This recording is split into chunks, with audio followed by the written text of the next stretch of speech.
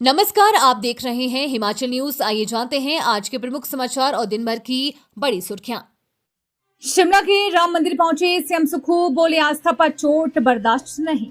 अयोध्या स्थित राम मंदिर के चढ़ावे से जुड़े कथित विवाद ने हिमाचल प्रदेश की राजनीति में एक नया मोड़ ले लिया है। इस विवाद के बीच मुख्यमंत्री सुखविंदर सिंह सुक्खू अपने मंत्रिमंडल और कांग्रेस विधायकों के साथ पैदल मार्च करते हुए शिमला के ऐतिहासिक राम मंदिर पहुंचे। वहां उन्होंने भगवान श्री राम की विधिवत पूजा अर्चना और हवन में भाग लिया। इस दौरान कांग्रेस कार्यकर्ताओं ने भाजपा के खिलाफ नारेबाजी भी की।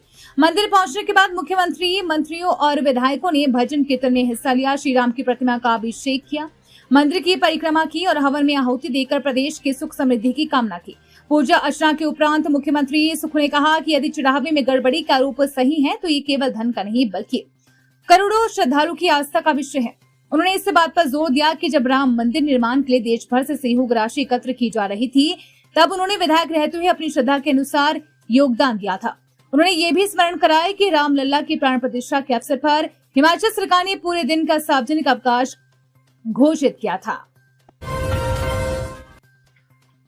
4 जिलों में भारी बारिश का ऑरेंज अलर्ट, 12 जुलाई तक पूरे प्रदेश में सक्रिय रहेगा मॉनसून।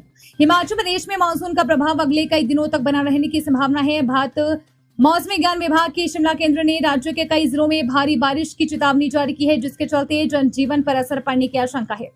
मौसम विभाग के अनुसार 10 जुलाई तक मंडी, शिमला, सोलन, सिरमौर, चंबा और कांगड़ा जिलों में भारी बारिश की आशंका को देखते हुए येलो अलर्ट जारी रहेगा। इसके अतिरिक्त 12 जुलाई तक प्रदेश के अधिकांश हिस्सों में हल्की से मध्यम बारिश का सिलसिला जारी रहने का अनुमान है और कई स्थानों पर भारी वर्षा भी हो सकती है। धर्मशाला से बदल सकता है सितंबर सीरीज का वेन्यू, एचपीसीए ने बीसीसीआई से किया अनुरोध।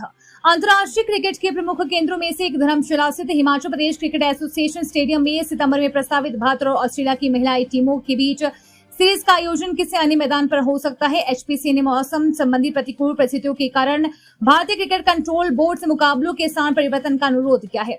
एचपीसीए के अनुसार सितंबर और अक्टूबर के महीनों में धर्मशाला क्षेत्र में लगातार बारिश की आशंका बनी रहती है। इस दौरान होने वाली भारी वर्षा वनडे और 4 दिवसीय मैचों के कार्यक्रम पर नकारात्मक प्रभाव डाल सकती है, जिससे सीरीज का आयोजन बाधित हो सकता है। इसी चिंता को देखते हुए एचपीसीए ने बीसीसीआई को सुझाव दिया है कि सीरीज का आयोजन किसी ऐसे स्थान पर किया जाए जहां मौसम के कारण व्यवधान की संभावना कम हो। हिमाचल की ग्राम सभाओं में मोबाइल ऐप से दर्ज होगी जनभागीदारी, एआई रखेगा हर गतिविधि पर नजर। प्रधानमंत्री आवास योजना के तहत पहली बार ग्राम सभा में आमजन की जन सहभागिता की उपस्थिति मोबाइल ऐप के माध्यम से फोटो के जरिए दर्ज होगी, जिसमें ग्राम सभा का सही समय, लोकेशन और तारीख सहित आम जनता की भागीदारी भी सुनिश्चित तय समय पर इंगित होगी। ऐसे फर्जीवाड़ा रुकेगा। ग्राम सभा में इस बार इस योजना के तहत किए गए नए सर्वेक्षण की रूपरेखा तैयार की जाएगी और ग्राम सभा में ही पात्र और अपात्र लाभार्थियों की चर्चा होगी। विशेष बात यह है कि इस बार ग्राम सभा में नियुक्त किए गए अधिकारी और कर्मचारी किसी भी प्रकार की कोई डुप्लीकेसी नहीं कर पाएंगे। इसके ऊपर एआई के माध्यम से पूरी नजर रहेगी। मौसम की मार, हिमाचल में सेब का उत्पादन 40% घटने की आशंका, लाखों परिवारों पर संकट की आहट। हिमाचल प्रदेश के 5000 करोड़ रुपए की सेब अर्थव्यवस्था बेमौसम बारिश और ओलावृष्टि के कारण गंभीर और अभूतपूर्व जलवायु संकट का सामना कर रही है। अनुमान है कि राज्य में सेब का उत्पादन पिछले साल वर्ष 2025 के 6.99 लाख टन से लगभग 40% घट सकता है।